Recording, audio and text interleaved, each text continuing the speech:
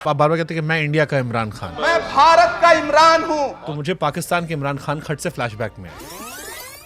भारत का इमरान मुझे मुझे अच्छा लगता है। पड़ोस वाले में वो प्रधानमंत्री तक पहुंच गए थे।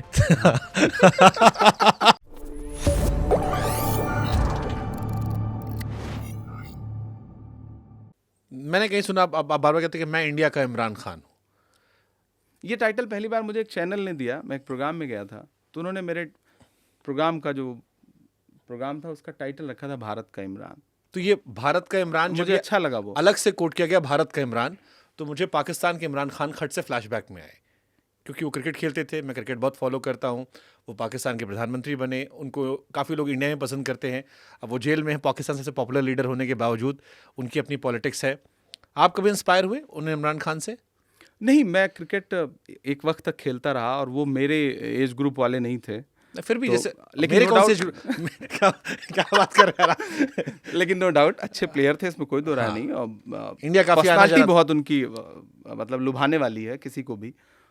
लेकिन वहाँ की राजनीति की परिस्थितियाँ अलग हैं, यहाँ वो की तो जेल में राजनीति की बैठे बेचारे। परिस्थितियाँ अलग हैं। तो मैं जो है जाहिर सी बात है, आप अपने आसपास के पड़ोसियों क्योंकि नाम के पॉलिटिक्स पे नाम नजर सेम रखते है। हो। भारत का मुझे- इमरान कहा। जैसे देखिए, हमारे साथ हमारा नाम इमरान है, इसकी जो पीड़ा है वो हमने वक्त वक्त पर देखी है, उसको महसूस किया है। क्या पीड़ा मैं है अक्सर इमरान? कहता था कि आप ट्रेनों में सफ़र कर रहे हैं, आप चेहरे से मुसलमान नहीं लग रहे हैं, आपके मोबाइल पे फ़ोन आ रहा है, आप जवाब में जब वालेकुम अस्सलाम कहते हैं ना, तो आसपास की सवारियों के चेहरों के जो एक्सप्रेशंस बदलते हैं ना, मैंने बहुत यात्राएं की हैं, तो मैंने उसको जिया है। आप एयरपोर्ट जा रहे हैं, अब तो आप एमपी हो गए, पहले का जो सफ़र था, आप जा रहे हो और आप अपना बोर्डिंग पास दे रहे हो, तो सामान्य तौर पे चेकिंग करने वाले की उंगलियों का दबाव बता देता है कि नाम में कुछ तो है, तो नाम में कुछ तो होता है। लेकिन वो भारत का इमरान मुझे अच्छा लगता है। मैं अपने देश का नाम लेकर के, जैसे मैं प्रतापगढ़ में पैदा हुआ, बहुत कम रहा ज़िले में, लेकिन आज मैं पूरी दुनिया में अगर कहीं खड़ा होता हूँ, मैं देश की पार्लियामेंट में खड़ा हुआ तो इमरान प्रतापगढ़ ही पुकारा गया ना, तो मेरे नाम के साथ मेरे ज़िले का नाम आया। जबकि मैंने पहली बार जब इस नाम को कैरी किया तो मुझे याद है, इलाहाबाद में कमिश्नर हुआ करते थे, उन्होंने मुझे बुला के कहा कि यार कहाँ तुम प्रतापगढ़ी, तुम इतने सॉफ्ट से, इतने मतलब अच्छी शायरी करते हो, इलाहाबाद विश्वविद्यालय में हिंदी साहित्य से पढ़ाई कर रहे हो, कहाँ ये प्रतापगढ़ी, कितना अलग सोच है ज़िले की। तो मैंने कहा सर, उस सोच को बदलेंगे, आगे लेकर के जाएंगे। तो मुझे अच्छा लगता है भारत का इमरान में। मैं बीच में रियाद गया, वहाँ जो प्रोग्राम रखा उन लोगों ने, उस प्रोग्राम का नाम भी भारत का इमरान रखा। मैं अभी यूएस गया तो वहाँ भी एक इवेंट हुआ, तो मैंने कहा यार ये नाम मुझे अच्छा लगता है, आप इस नाम से करो। तो देश का नाम आपके नाम से पहले आए तो इससे बड़ा गर्व सही क्या हो बात है। सकता और पड़ोस वाले में वो प्रधानमंत्री तक पहुंच गए थे।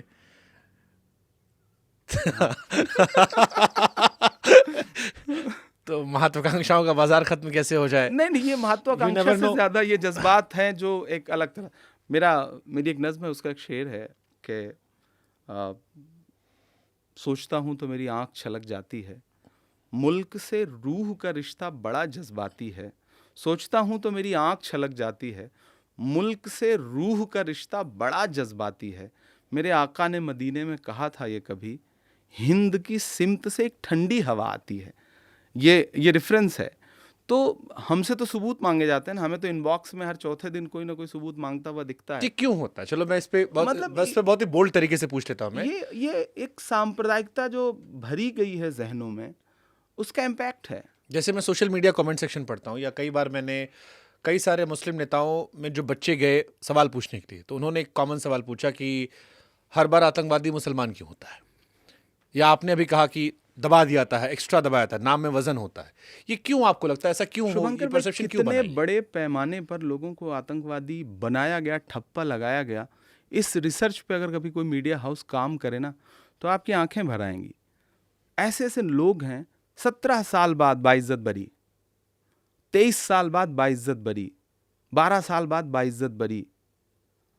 आप वो 22 साल लौटा सकते हो किसी इंसान के जिसका नाम अकरम था, जिसका नाम साहिल था, जिसका नाम सुहेल था?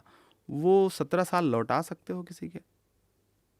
सदियों से यहीं पर रहता है, जाने कितने दुख सहता है, भीगी पलकों से एक बेटा भारत माँ से ये कहता है, पुरखे हम सब के गोद में तेरी खाक ओढ़ कर लेटे हैं, माँ हम भी तेरे बेटे हैं। तो उस पीड़ा को कभी किसी ने समझने की कोशिश ही नहीं की। आप जो कह रहे हो ये बहुत सारी घटनाएं इस बीच और में ये आई हैं घटनाएं बहुत सारी जिनमें हैं। 20-21 साल का है, लेकिन इमरान इसका एक सच ये भी है कि सारे नहीं निकले हैं, कई सारे होंगे भी। और एक पहलू ये भी है कि जैसे प्रज्ञा ठाकुर अभी निकली, वो भी यही बात कह रही हैं कि हम भी जेल में रहे, अदालत ने हमें बरी कर दिया, लेकिन आप उन्हें उस निगाहों से देखते हो कि वो अदालत ने गोडसे को बरी नहीं किया। अदालत ने ऐसे बहुत सारे लोग हैं जिनको बरी नहीं किया, और अदालतों ने वही एनआईए जो फांसी की सज़ा मांग रही थी, वही एनआईए कितनी शिथिल हो जाती है वो भी देश के सामने है।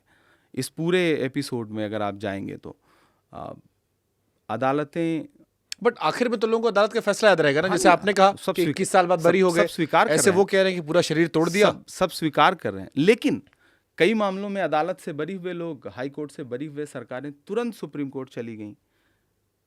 कई मामलों में अदालत मतलब सरकारें बहुत खामोश, ऐसी चुप्पी ओढ़ती हैं कि आपको पता भी नहीं चलता। और जिस मीडिया ने फ्रंट पेज पर हाफ पेज की खबरें छापी, प्रिंट मीडिया ने, चैनलों ने बड़े बड़े प्रोग्राम चलाए, वो बाइज्जत बरी होने के बाद कभी सुध भी नहीं लेती हैं। That's how media is. ये होता है, ये लेकिन दूसरे केसेस में नहीं हो रहा है। मतलब एक एक एक ये तो- बारीक, एक महीन एक सिस्टम ऐसा है जो काम कर रहा है, जिसके लिए बहुत सॉफ्ट टारगेट है मुसलमान, उस पर ठप्पा But लगा क्यों? दो। मतलब मैं जानना ही चाह रहा हूँ, जो आपने मुझे कहा लगता ना है कि वो राजनीति को मतलब हमारे साथ तो कई तरह से नाइंसाफी हुई ना। बट लंबे समय तक भाई- तो आप ही की सरकार, जैसे कांग्रेस जिस आज आप हैं, बहुत लंबे समय तक सरकार उनकी रही, तो फिर ये माहौल क्यों बना कि आप कह रहे हो कि मुसलमान को सॉफ्ट टारगेट करना पड़ा? देखिए, सबसे पहली बात तो ये सोचना कि सिर्फ राजनीति बहुत सारे मसलों का हल है, सरकारें चेंज हो जाना बहुत सारे मसलों का हल है, तो मैं इससे इत्तेफाक नहीं रखता हूँ। मेरा अपना मानना है कि ये एक ऐसा सिस्टम है जो अपने हिसाब से काम कर रहा है। आजादी के बाद से वो आज़ादी के बाद से काम कर रहा है, और वो उसके मन में कहीं ना कहीं एक बारीक सी सांप्रदायिकता है, वो खत्म होनी चाहिए। वो नहीं खत्म होगी। एक बड़ी आबादी को आप हमेशा शक की नज़र से देखें। आपसे ही शुभंकर भाई सुबह शाम कहा जाए सबूत दो, तुम अच्छे आदमी हो, तुम देशभक्त हो, तुम सबूत दो। कितनी बार सबूत दे कोई? कितनी बार? कब तक? मतलब सब कुछ कुर्बान करके, सब कुछ लुटा के, वो आप जब चक दे इंडिया देखते हो ना, तो वो जो आखिरी का सीन है ना शाहरुख खान का, तो अगर वैसे व्यक्ति से भी आप सवाल पूछ रहे हो, उस व्यक्ति की भी देशभक्ति को आप सवालों के घेरे में खड़े करने लगते हो, जो पूरी दुनिया में आपकी मोहब्बत का ब्रांड एम्बेसडर बन के जा रहा हो, तो आप आम मुसलमानों के साथ कैसा व्यवहार नहीं, बट इमरान, जैसे चलो आपने अच्छा टॉपिक छेड़ा, अभी मैंने अन्नू कपूर का पॉडकास्ट किया था, उन्होंने ये मसला उठाया कि अब सबकी अपनी शिकायतें हैं। जैसे एक शिकायत आपने शाहरुख खान वाली की, शाहरुख खान को भी अपनी पहचान बताना पड़ता है, which is unfortunate because he represent India. वो ग्लोबल आइकन हमारे, और हम सबको वो रिप्रेजेंट करते हैं बाहर जाकर।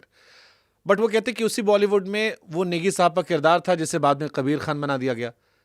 बॉलीवुड में 70 के 80 दशक में बहुत ही आरोप, बहुत सारे आजकल के जो पुराने लोग हैं, वेटरन्स, वो ये कहते हैं कि बड़े सिस्टमैटिक तरीके से बॉलीवुड ने हमेशा इमरान चाचा को ही अच्छा दिखाया। गांव में सबसे अच्छा आदमी, ब्राह्मण जो था वो लूटमार था, ठाकुर जो था वो आक्रांता जैसा था, बनिया जो था वो चोर था। एक गांव में चाचा थे वो जो अच्छे थे। जो वर्ण व्यवस्था है, जी। आप अगर उससे संबंधित फिल्में बन रही हैं, तो वहां भी आपको, और ये शिकायतें कब से शुरू हुई हैं? 2014 के बाद हाँ, से। मतलब इधर बीते 15 मतलब साल हो लोगों में होड़ लग गई है कि किसको एफटीटीआई का चेयरमैन बनना है, एनएसडी पहुंचना है, कुछ हासिल कर लेना है। तो आप कैसे, मतलब जो अपना नाम उर्दू उपनाम रखें और बाद में पता चले कि उर्दू से संबंधित सारे साहित्य को खारिज करने पे आ जाएं, तो आप समझ लीजिए ना कि कौन सी मानसिकता के साथ काम कर रहे हैं। तो अन्नू कपूर जी ने ये बात कभी पहले कही नहीं कही, अभी कह रहे हैं कि वो बॉलीवुड तो इस तरह से काम कर रहा है। उन्होंने भाई बॉलीवुड चकदे तो इंडिया का जिक्र किया आप था। सामान, बॉलीवुड तो जालीदार टोपी पहना करके जो सिंबोलिज्म दिखा रहा है, कि फिर तो मुसलमान उस पर करे कि भाई आप मतलब हर व्यक्ति को जालीदार टोपी दिखा करके आतंकवादी बताने की कोशिश क्यों करते हो? आप सिंबोलिज्म की जो राजनीति कर रहे हो, हम भी कोसें, वो भी कोसें। तो खुश काहे नहीं भाई? मैं समझ पा रहा हूँ, अगर मुसलमान कह रहा है हमको शक की निगाहों से देख रहे हैं, हिंदू कह रहा है हम खतरे में हैं, तो मजे में कौन है देश आप में? बताओ कैसे खतरे में? मजे में कौन है देश में? मतलब मुझे तो हैरत होती है कि एक नैरेटिव सरकार ने बना दिया कि नहीं खतरे में है। भाई 11 साल से आप हो, चलो आप अलंबरदार हो उस विचारधारा के, तो अगर खतरे में है तो फिर तो आप बहुत कमजोर हो। सीमाएं सुरक्षित नहीं हैं। आप कहते थे कि हम एक के बदले 10 सर लेके आएंगे, आप कितने सर लेके आ रहे हो? आप कहीं से एक फ़ोन आ रहा है, आप सीज फायर कर दे रहे हो। वहाँ से आपके बेटों को हथकड़ी लगा के भेजा जा रहा है। मतलब इसको बहुत मैं सरलीकरण इसका कर रहा हूँ कि पार्लियामेंट का सत्र चल रहा है, एक खेप हमारे भारत के नागरिकों की जो अप्रवासी हैं बेड़ी, हथकड़ी दोनों लगा करके भेजी जाती हैं। प्रधानमंत्री जी उसी दौरान अमेरिका का ट्रिप अपना प्लान करते हैं या पहले से प्लान रहता है। वो ट्रंप से मिल के आते हैं और उनके आने के 2 दिन के बाद एक खेप फिर उसी तरह से भेजी जाती है।